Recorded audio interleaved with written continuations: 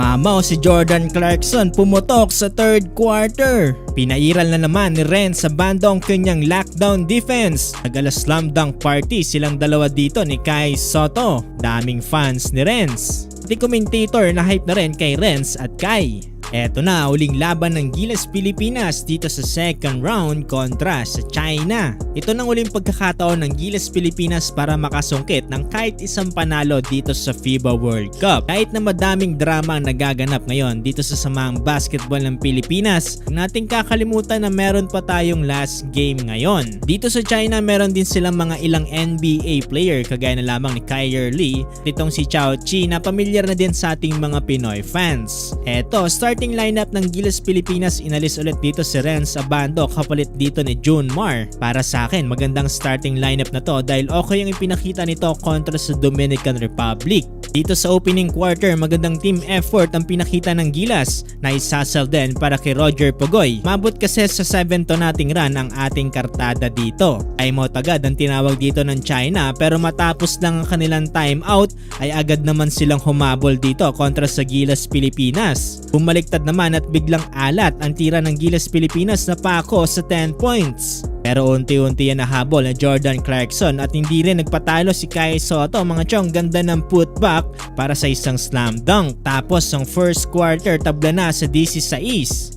Second quarter, muling pinasok ni Coach Chot Reyes si Renz Abando at hindi nga tayo kagad binigo dito ni Abando. Ramdaman kagad dito yung lockdown defense nila Renz. Hindi lang basta depensa ang pinakita ni Renz, tumira kagad to from beyond the arc. Showtime na showtime si Renz, ganda ng steal niya dito at isang slam dunk. Under 3-minute mark si Kai Sotto naman yung nagpakitang Gilas, hang time. Sayang hindi napasok ni Kai yung bonus free throw dito.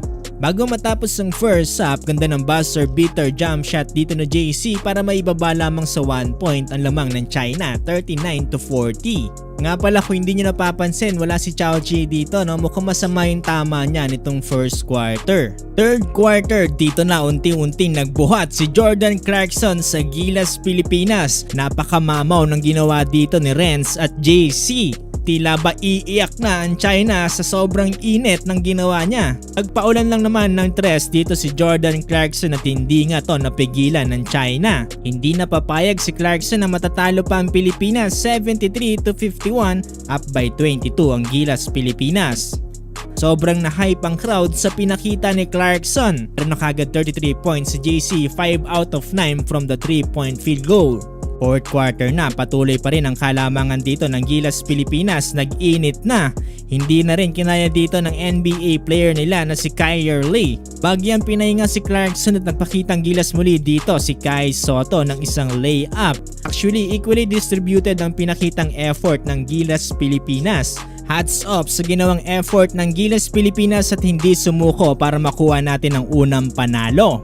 Hindi lang basketball ang pinaglalaban ng Pilipinas dito.